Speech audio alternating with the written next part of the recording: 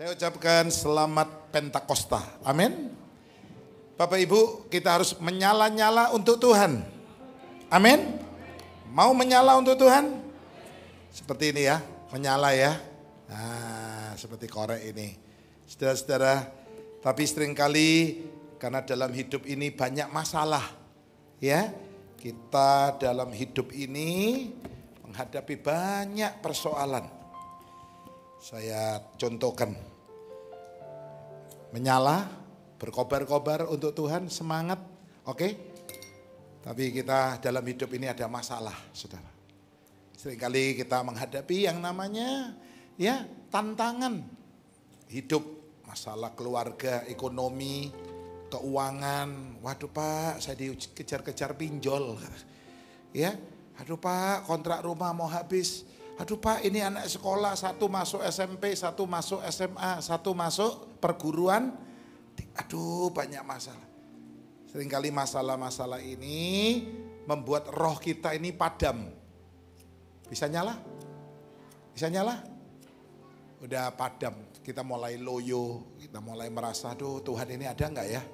Tuhan ini jauh enggak ya? Tuhan ini dekat enggak ya? Kok jauh rasanya ya? Aduh, sudah padam. Karena ada persoalan, ya kan? Nah, caranya gimana supaya nyala? Caranya gimana?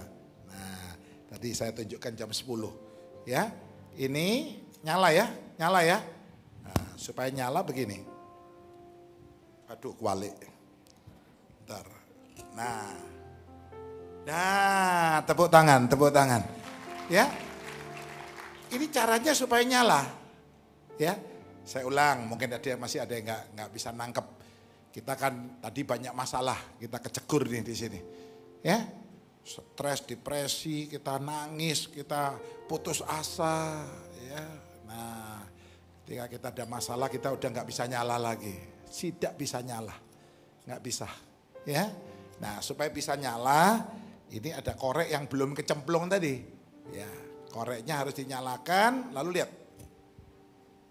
Nah, nyala, tepuk tangan sekali lagi. Bisa nyala. Saudara harus cari teman yang enggak ikut stres gitu loh. Teman yang tetap nyala supaya apinya bisa membakar kita. Amin. Saudara loyo, saudara ada persoalan, cari teman yang juga padam apinya. Ya udah dua-dua gantung diri. Dua-dua duet minum baygon, saudara. Ya, saya berdoa Pentakosta ini membuat roh kita menyala untuk Tuhan. Tepuk tangan buat Tuhan ya. Dikatakan biarlah rohmu menyala-nyala dan layanilah orang yang tidak menyala-nyala dalam roh. Satu kali dia akan menyala-nyala dalam birahi. Kata Roma 1. Sehingga dia melakukan kemesuman yang tidak wajar. Laki-laki akan ya meninggalkan istrinya dan tertarik dengan laki-laki, namanya homo. Ibu istri-istri akan meninggalkan persetubuhan yang wajar dengan suaminya dan akan melakukan kemesuman dengan sesama wanita, lesbi. Kenapa bisa terjadi? Karena tidak menyala dalam roh. Coba kita baca ini ya, menyala-nyala dalam birahi atau menyala-nyala dalam roh. Kita yang bisa menentukan. Semoga tidak ada jemaat GSJS ini ya yang menyala-nyala dalam birahi sehingga terjadi penyimpangan seksual. Tapi semua menyala-nyala dalam roh. Amin. Coba baca, gampang ya, sekarang ceklik udah keluar. Roma pasal yang ke-12. Coba tolong tampilkan multimedia teman-teman, luar biasa. Thank you. Ya. Roma pasal yang ke-12 ayat 11. Biarlah rohmu menyala-nyala dan layanilah Tuhan. Biarlah rohmu menyala-nyala dan layanilah. Ayatnya aja, saya mau nyanyi pakai ayat. Biarlah roh, ayatnya. Menyala-nyala dan layanilah Tuhan. Yes, biarlah rohmu menyala-nyala dan layanilah Tuhan. Coba sekarang Roma 1 ayat 27.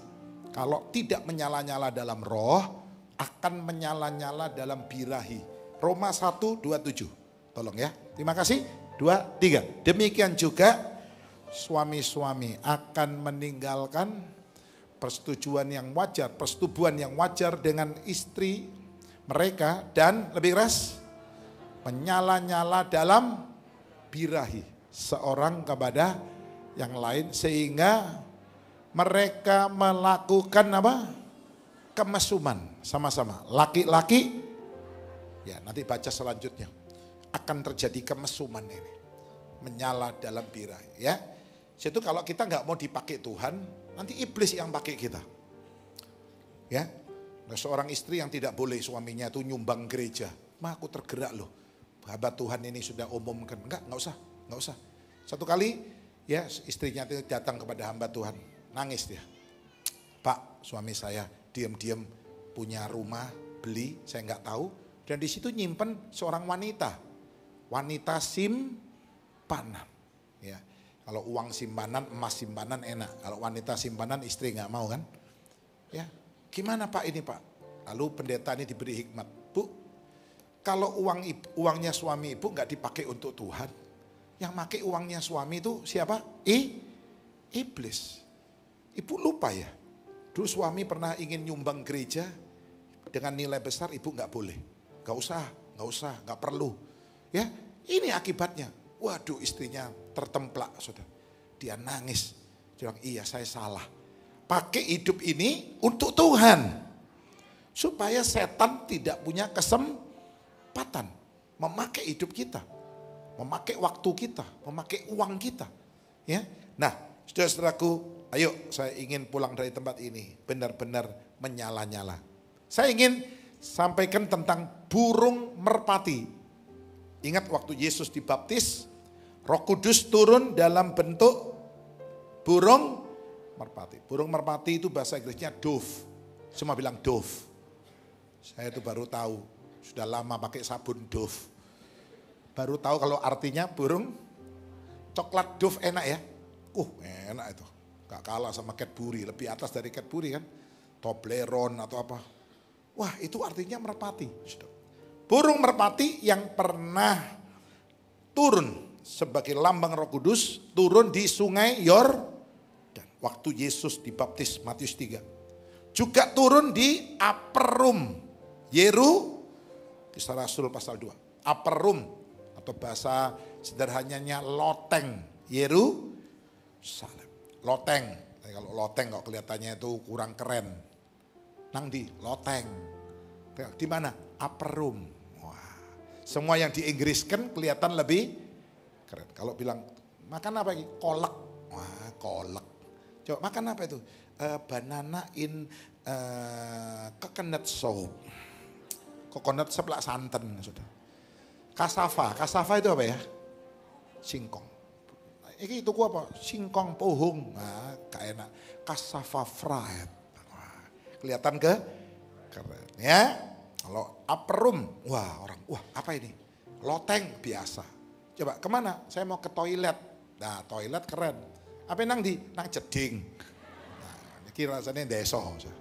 Oh boy, jeding ini. Ya, bahasanya wong pecindilan nih. Gembong Tebasan ya. Dulu saya ciliknya saya di Gembong Tebasan, engkong saya. Pabrik dus, ya Gembong Tebasan nomor 7, pabrik jamu Berial dulu. Nah, saudara-saudaraku, hari ini Roh Kudus akan turun di TP. Tepuk tangan, saudaraku, haleluya. Kita baca dulu Kisah Rasul 2. Ya, kalau nggak baca rasanya kurang, wah mantep. Kisah Rasul 2 ayat 1 hingga 4, hari Pentakosta. Ya, ayo baca tadi. Pastor Ambarita bagus banget. Aduh, luar biasa. Ya, sudah bisa ikuti lewat YouTube dan beliau langsung ke PM ini hari ini. Ke Pastor Michael. Ayat 1, 2, 3. Ketika tiba hari Pentakosta, semua orang percaya berkumpul di satu tempat. 2. Tiba-tiba turunlah dari langit suatu bunyi seperti tiupan angin keras yang memenuhi seluruh rumah di mana mereka duduk. Ayat 3. Dan tampaklah kepada mereka lidah-lidah seperti nyala api yang bertebaran dan hinggap pada mereka masing-masing. Terakhir, maka penuhlah mereka dengan Roh Kudus. Lalu mulai berkata-kata dalam bahasa-bahasa lain seperti yang diberikan oleh Roh itu kepada mereka untuk mengatakannya. Yang percaya katakan amin. Saudara, inilah suasana waktu Roh Kudus turun. Saya boleh beri tulisan suasananya heboh. Ya, ada suara, ada tiupan angin keras, ya. Ada orang ngomong-ngomong bahasa-bahasa yang bermacam-macam. Ada lagi api-api, lidah api. Ini suasana kalau Roh Kudus turun. Semua orang tahu, semua orang lihat, semua orang menyaksikan. Tapi sebaliknya, kalau Holy Spirit itu pergi, dia pergi dengan diam, silent. Ya, tahu-tahu hilang. Bukan killer silent ya, sakit jantung, pembunuh diam-diam. Ini ada yang dulu pendeta lalu berubah ya. Wah, tiba-tiba di tengah dia ceramah ya kena jantung mati. Dia pernah nantang Yesus. Ayo kalau bisa Yesus bunuh saya. Orang ini nekat. Ya, saya nggak usah sebut ya. Saya kira saudara tahu. Ya. Bukan giant killer, apa? Silent. Pembunuh diam-diam. Roh Kudus kalau pergi, yang ditinggalkannya pun tidak tahu, gak kroso, tahu-tahu, loh mana, loh kok gak ada. Beda dengan kita ya, kita mau pergi, mau meninggalkan kita ribut dulu. Tak tinggal kon, drone mari ngene, aku gak nang kene maneh. Tapi lo gak pindah-pindah, saudara, gak pergi-pergi, cuma mulutnya yang aku pindah. Lain Roh Kudus. Simson tidak sadar, dia tidak menyadari kalau Roh Allah telah meninggalkan dia. Dia pikir dia masih Simson yang diurapi. Ya, waktu Simson diikat oleh Delilah pertama, koko Simson, ada musuh datang. Tali itu cuma del kayak kapas katanya. Ya, Simson ini tokoh yang kuat, hero. Superman, ya, Power Ranger. Kalau mungkin di wayang namanya Gatot Koco. Otot kawat, balung wesi, keringet wedang jahe. Ya. Tapi ketika yang terakhir, Simpson, Koko, ada musuh Koko.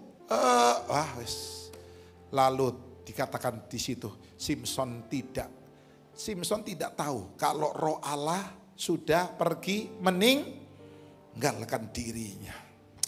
Apa yang dilakukan Filistin? Satu, Simpson matanya dicungkil. Ini pertama.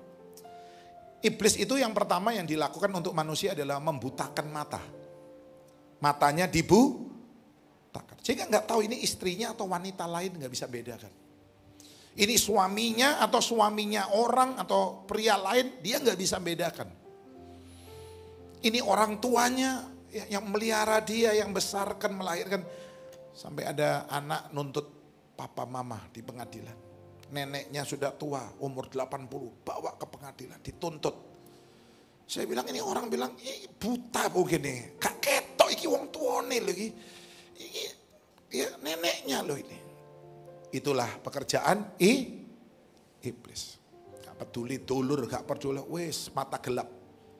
Yang kedua, Simpson dijadikan bahan tertawaan. Dipanggil untuk melawak. Simpson ditelanjangi, sudah. Dibuat permainan Simpson.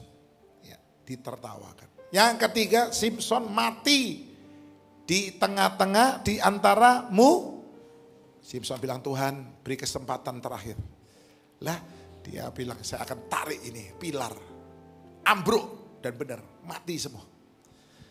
Bahkan dikatakan yang mati itu lebih banyak daripada waktu Simpson masih hidup. Nah, mestinya pendeta hamba Tuhan matinya terhormat. Betul lah, betul.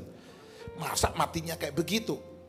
Tapi karena Simpson tidak sadar bahwa roh Tuhan sudah meninggalkan. Saya berdoa Roh Kudus masih ada di hatiku, di hati saudara. Amin. Saudara-saudara, saya ingin burung merpati, dove, Semua bilang dove. Nabi Nuh pernah melepaskan 3 kali burung merpati. Di Kejadian 8 ayat 8. Sudah tahu Pak Nuh harus segera keluar dari bahtera ini ya. Karena dia campur dengan binatang, saudara. Wah tentu ya memang selama 6 bulan pertama itu seperti surga. Sehingga Pak Nuh tidak merasa stres. Ya. Dan karena seperti surga tidak ada yang buang air. Bayang nolek binatangnya buang air mulek saudara. Pak Nuh bisa tumpah-tumpah dia. Kalau saudara punya anjing aja, maaf, buang air di rumah, baunya. Jadi selama 6 bulan hidupnya seperti di sorga. Tidak ada yang kawin. Bayang nolek gajah kawin, mau gak guling kapal ini. Ketayalan saudara kawin itu ya. Waduh, tidak ada yang kepingin kawin, tidak ada yang kepingin ke toilet. Teman saya tanya, Pak nanti kalau di sorga klosetnya duduk atau jongkok Pak? Kau nih gitu, surga bingung apa buang air. Gak ono saya bilang, mosok Pak? Iya gak ono, ono lah perlu cleaning service aku. Yang ngerasi jeding, yang emang jeding tadi itu. Ya, toilet tadi. Gak ada itu, gak kepingin. Gitu ya Pak, iya. Dan Nuh tahu dia harus segera keluar. Kalau Tuhan gak keluarkan Nuh bisa mati di situ. Nah, sebab itu dia harus melepaskan 3 kali burung merpati. Ini punya lambang, saudara. Ya, Roh Kudus, Holy Spirit, 3 kali diutus oleh Bapa di sorga. Kok nggak ada men? Penolongku diutus Bapakku. Bukan cuma sekali, berapa kali? Yang pertama Roh Kudus diutus oleh Bapa dari zaman Adam sampai Abraham. Tapi Roh Kudus kembali ke sorga. Burung itu kembali ke bahteranya Nuh. Karena tidak ada tempat untuk berpijak. Bumi masih basah. Ya. Roh Kudus kembali karena zaman Adam sampai Abraham. Hati manusia begitu keras. Masih ingat manusia melakukan kekerasan. Manusia rusak sampai masa masih kecil. Anak-anak kecil pun sudah rusak. Teman saya cerita keponakannya kelas 5 SD menghamili buren. 5 SD menghamili pembantu ya apa? Bejatnya ini. Zaman Nuh lebih bejat lagi. Saudara-saudara. Ya. Manusia tidak memberi tempat, menolak Roh Kudus. Zaman Nimrod, zaman orang-orang yang keras-keras itu. Lalu yang kedua, Roh Kudus diutus lagi oleh Bapa. Zaman Abraham sampai zaman Yesus disalib. Roh Kudus juga kembali ke sorga. Tetapi Roh Kudus memberitahu kepada Allah Bapa bahwa di sorga sudah ada korban Yesus di atas kayu salib. Amin. Itulah sebabnya burung merpati kembali kepada Nuh dengan menggigit daun zaitun. Daun apa? Zaitun. Ada ayatnya nanti. Bisa baca di rumah. Ya. Bapak, di bumi sudah ada korban Yesus. Yesus mati menjadi korban pendamaian. Itu di Amerika ya, di gedung PBB. Itu ada simbolnya merpati gigit daun zaitun. Lambang perdamaian dunia. PBB, Persatuan Bangsa. Bukan persatuan buren-buren, bukan. Pak Eko kumpulan PBB-nya. Oh, PBB, buren-buren kumpul. Walah. Ya. Persatuan bangsa, simbolnya merpati gigit daun zaitun. Ya. Yang ketiga, terakhir, burung merpati dilepas lagi. Roh Kudus diutus oleh Bapa. Sejak Yesus naik ke surga sampai hari ini. Dan Roh Kudus tidak kembali ke surga. Roh Kudus sekarang sudah diberi tempat dalam hati manusia. Amin. Roh Kudus. Burung merpati tidak kembali ke kapalnya Pak Nuh. Karena Roh Kudus sudah mempunyai, burung itu punya tempat untuk meminjakkan kakinya. Biar hari ini hati kita menjadi tempat bagi Roh Kudus. Di hati ini laru mamu. Yang bisa nyanyi. Di hati inilah inilah baitmu. Tuhan, ini tempatmu. Amin. Tidakkah kamu tahu, kata 1 Korintus, tubuhmu adalah bait Roh Allah. Bait Roh Kudus. Amin. Roh Kudus tidak kembali ke sorga, tapi Roh Kudus ada di dalam hati kita. Tepuk tangan buat Holy Spirit, Roh Kudus. Ya, hari ini kita akan membahas tadi ya, peristiwa Pentakosta, hari turunnya Roh Kudus, itu sama dengan peristiwa turunnya 2 loh batu di gunung Sinai. Keluaran pasal 32. Saya pernah khotbah ini, saya tidak nerangkan, tuh ada anak-anak teologi datang ke saya. Pak, Bapak dasarnya apa? Oke, kalau you tanya dasarnya apa, saya waktu kemarin tuh khotbah gak lengkap. Dasarnya begini, waktu Roh Kudus turun, Petrus berkhotbah, yang percaya 3.000 orang dibaptis. Wah, banyak gak 3.000 orang? Sedikit ada banyak? Tadi pagi full, kalau full mungkin 1.300. 3.000 berarti kira-kira 3 kali kebaktian, ya 2 kali lebih dikit kebaktian. Itu jadi 1, langsung baptis. Baptis orang 3.000. Bayangkan, saya pernah baptis orang 80 sendirian, tangan kikeple. Waduh, karena saya baptis kan nahan, saya angkat kan. Puas, dalam nama Bapa dan Kebaktian kok pure, langsung saya tahan, saya angkat. Nggak mungkin saya pure, saya lepas. Peluk kutuk. Ayo, tangi. Oh, gak iso. Kalau Om Ishak Leo sawaan tuh ya, jemaatnya kan sangat fanatik. Semua minta Om. Ya, yang menyerahkan anak Om Ishak Leo. Ya, pemberkatan nikah Om Ishak. Sampai baptis Om Ishak. Om Ishak umur 80 masih baptis. Saya dulu muridnya Om Ishak, sekolah di Stas, Sawaan, GPPS. Om Ishak kalau baptis, kiranya ya berkat dari Allah Bapa, Allah Anak, Allah Roh Kudus, aku baptis engkau dalam nama Yesus. Lalu dibisi, delepo dewe ya. Enak Om Ishak. Nek saya delepo dewe gak mau, tola-tole. Om Ishak delepo dewe, delep dewe jemaatnya. Ya. 3.000, opo banyune gak butek saudara. Airnya butek, bukan hanya dimasuki orang 3.000, juga termasuk dosa-dosanya ada di situ. Jadi butek banyune airnya. Nah, waktu Keluaran 32, waktu 2 loh batu turun, ada satu tragedi yang membuat 3.000 orang dibinasakan karena menyembah patung lembu emas. Musa perintahkan Lewi, karena hanya Lewi yang memihak Tuhan. Bayangkan 12 suku yang mihak Tuhan cuma 1. Apa Tuhan gak nyelongsoh, saudara? Saudara punya anak 12. Ayo siapa yang pihak papa mama? Cuma 1 yang berpihak, saudara. Apa saudara gak sakit hati? Iki apa sih arek-arek iki? Ya, sebab itu hanya Lewi yang boleh melayani di bait suci. Dan Lewi tidak perlu bekerja. Hidup dari perpuluhan. Semua suku kasih perpuluhan diberikan kepada suku Tidak boleh iri karena suku ini yang memihak Tuhan. Ya. Nah, saudara-saudara, 3.000 diselamatkan turunnya Roh Kudus. 3.000 dibinasakan.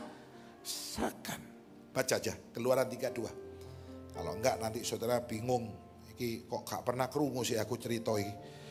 Keluaran 32 ayat 28. Ayo sama-sama. Keluaran 32 28. Thank you ya multimedia. 23. Bani Lewi melakukan seperti yang dikatakan Musa.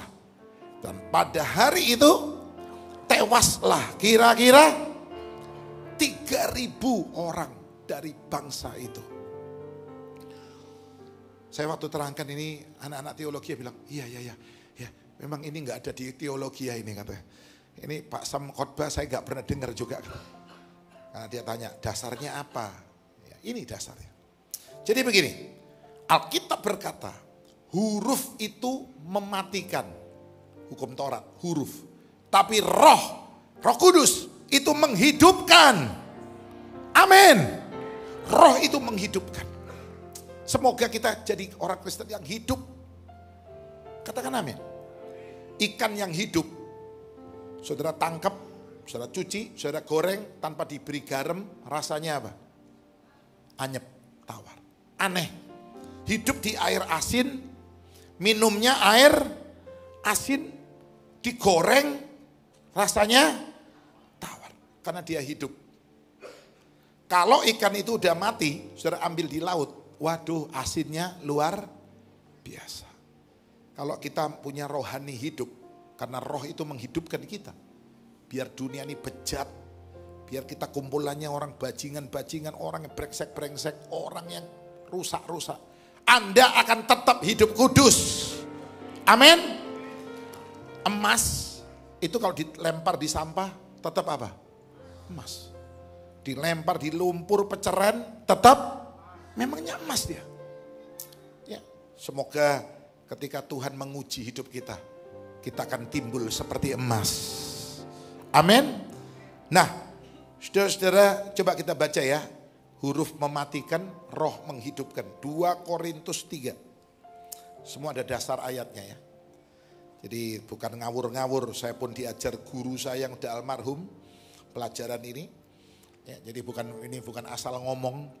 Kita baca 2 Korintus 3 ayat 6. 2, 3. Ialah membuat kami juga sanggup menjadi pelayan-pelayan dari suatu perjanjian baru yang tidak terdiri dari hukum yang tertulis, tetapi dari roh. Sebab hukum yang tertulis, 2 roh batu turun, 3.000 mati. Tetapi roh Roh Kudus turun, 3.000 diselamatkan. Inilah hebatnya Roh Kudus. So itu saya harap gereja ini perlu Roh Kudus. Tanpa Roh Kudus kita akan kelihatannya hidup tapi mati. Tuhan gak mau kita kelihatannya hidup, tapi benar-benar hidup. Halo amin. Kenapa sih roti yang diangkat oleh juru makanan Raja Firaun bisa dimakan burung? Aneh. Kira-kira kalau roti di kepala saudara bisa gak burung itu makan? Kalau roti di meja bisa dimakan burung. Kalau roti di kepala manusia, burung gak akan berani. Kenapa? Jadi Yusuf mengartikan, wah 3 hari lagi kamu mati pasti, digantung sama raja. Kok bisa rotimu dicuri burung? Padahal ini untuk raja. Ya, mengapa? Kok bisa dicuri burung di tengah? Roti itu ada di kepalanya karena orang ini, juru makanan ini kelihatannya hidup tapi nggak ada tanda-tanda kehidupan. Kelihatannya hidup. Saya yakin ya, kalau kita ketip burung aja nggak berani dekat. Betul. Nafas kita, burung aja nggak berani dekat. Minggat dia, terbang. Kok bisa mencuri makanan di kepala? Berarti ini kelihatannya hidup tapi mati. Nggak ada tanda-tanda kehidupan. Tuhan nggak mau gerejanya seperti pejabat makanan yang kelihatannya hidup tapi nggak ada tanda-tanda kehidupan. Gereja Tuhan bangkit, bangkit, gereja Tuhan sekarang. Bisa nyanyi? Maju dalam kuasa Roh Kudus. Nyanyikan. Kemenangan yang menarekan, rasa dosa dikatakan, orangnya dipulihkan, bersoraklah, anaknya telah dinyatakan. Amin. Bangkit gereja. Ini yang pertama. Roh Kudus menghidupkan. Yang kedua, waktu Roh Kudus turun, mereka berkata-kata dalam berbagai macam apa? Kenapa harus ada bahasa? Masih ingat nggak Menara Babel? Terjadi kekacauan apa? Menara Babel. Terjadi kekacauan bahasa. Sehingga mereka tercerai. Roh Kudus yang kedua itu mempersatukan. Bilang lewat bahasa. Orang Arab dengar, murid-murid bahasa roh dalam bahasa Arab. Mungkin bahasa Arabnya saya nggak bisa ya. Mungkin apa? Kun fayakun, assalamualaikum, mungkin gitu. Iya kan? Alkitab tulis itu. Bahasa Arab. Ya. Di Arab banyak gereja. Di Arab ada sekolah Alkitab hebat, Gamaliel Institute. Di situ Paulus sekolah. Ya kan? Rasul Paulus jadi Paulus. Saudara-saudara, ada bahasa Mesir, bahasa Pafilia, Kapado, ada bahasa Libya, dekat dengan Kirene. Tuhan sedang berbicara kepada Simon, orang yang tadinya terpaksa pikul salib, akhirnya jatuh cinta. Akhirnya, tadinya dia terpaksa. Hei, sini kamu, ayo, angkat ini. Enggak, ayo, kamu nggak mau saya hajar kamu. Iya, terpaksa. Dan saya yakin Simon tertarik. Dia merasa aku tadi mikul salibnya siapa ini? Ini orang hebat ini. Dan dia dengar ada pertemuan di loteng Yerusalem. Ya kan? Dia datang dan Tuhan bicara lewat bahasa roh. Akhirnya dari 3.000 yang dibaptis, salah satunya adalah Simon. Tepuk tangan buat Tuhan kita, amin. Terpaksa akhirnya jatuh cinta. Jadi kalau saudara punya teman keluarga terpaksa ke gereja, biarin. Terpaksa melayani, nggak apa-apa. Nanti lama-lama jatuh cinta. Saudara jatuh cinta sama Yesus? Amin. Roh Kudus mempersatukan. Saudara-saudara, seringkali suami dan istri ini bahasanya nggak bisanya sama ya. Cekcok terus. Ya, kadang-kadang aneh. Sampai maksudnya suaminya bilang gini, saya itu maksudnya baik loh Pak, istri saya nggak bisa nangkep. Istrinya juga bilang, saya maksudnya nggak gitu loh Pak Sam, tapi dia tuh salah ngerti. Wah, ini konslet, ini bahasanya. Bahasanya nih nggak benerin.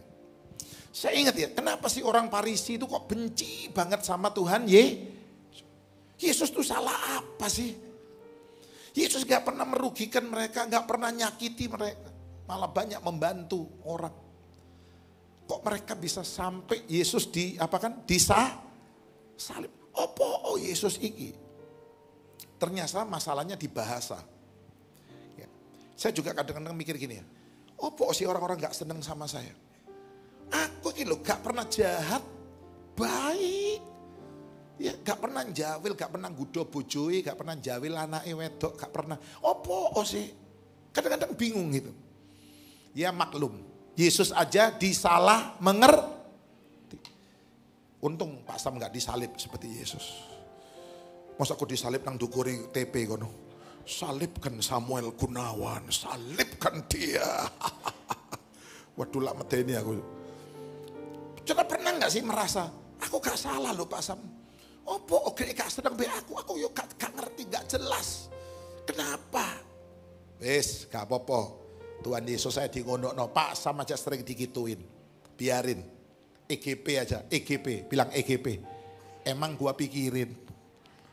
EGP. Amin. Ya. Saudaraku, coba Yesus berkata begini di Yohanes 8:43, tampilkan aja.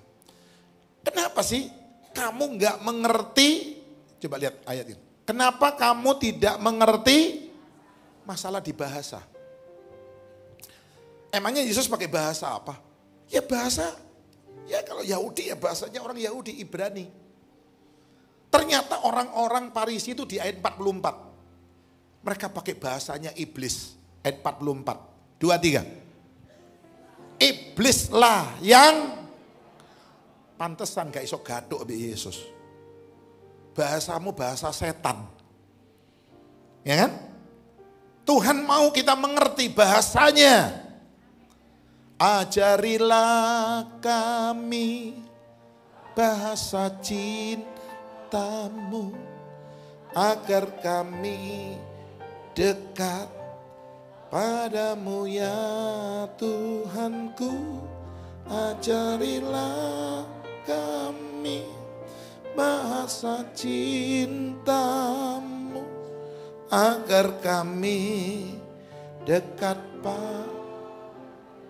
Bahasanya Tuhan itu bahasa pengampunan. Bahasanya setan dendam, benci, kepahitan. Ya pasti gak cocok. Saya berdoa, Roh Kudus mempersatukan gerejanya. Gereja Tuhan gak boleh saling menjelekkan. Tidak boleh saling menjatuhkan. Ingat, sesama bis kota aja dilarang. Kenapa sih? Di mimbar ini gak boleh jelekkan pendeta lain. Apalagi agama, jaluk gerejamu diobong ta. Hah?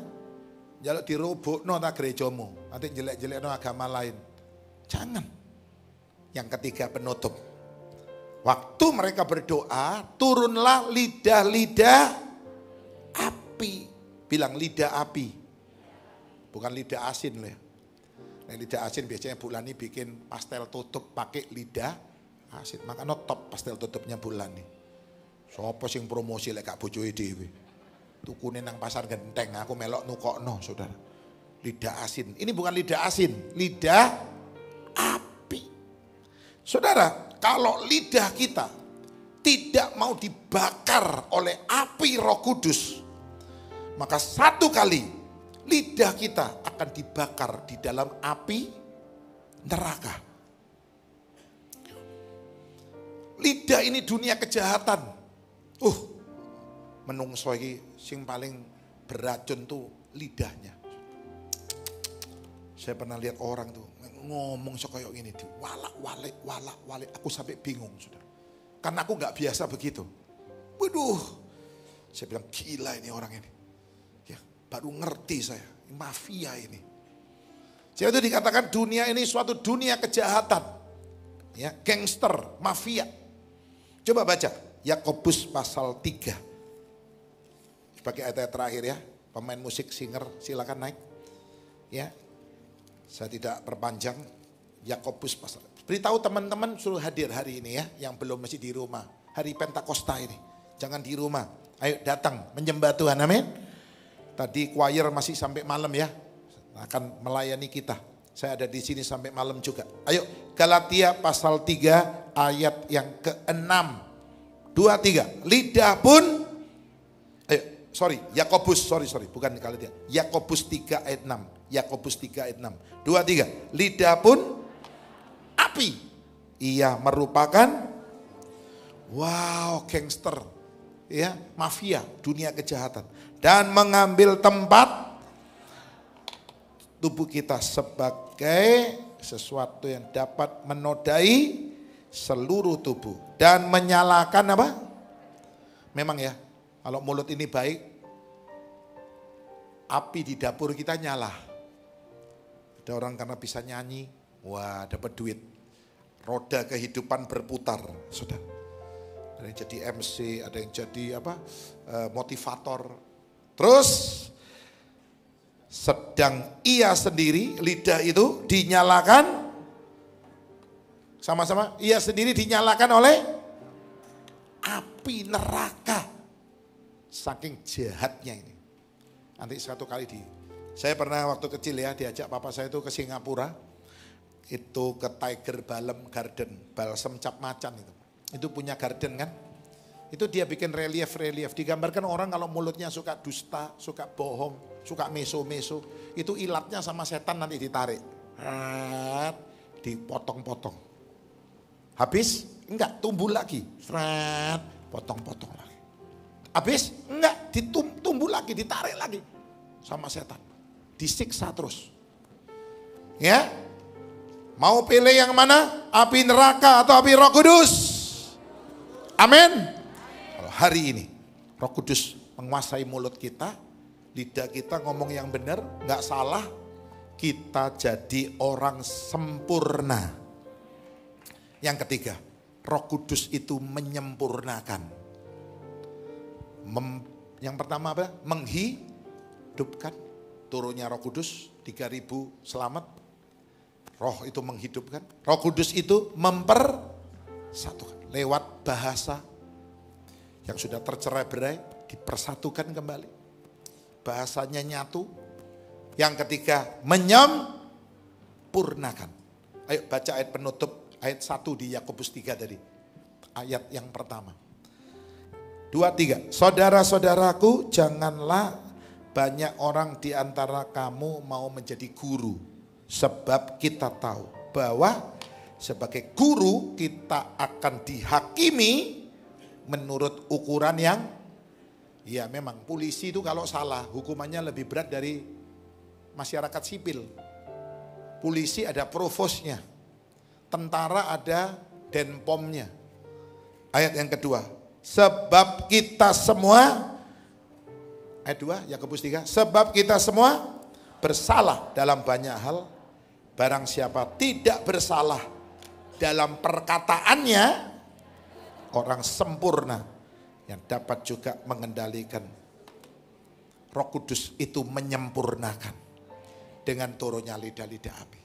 Saya bersyukur choir begitu cantik, kalau bisa setiap minggu Pak, Bu.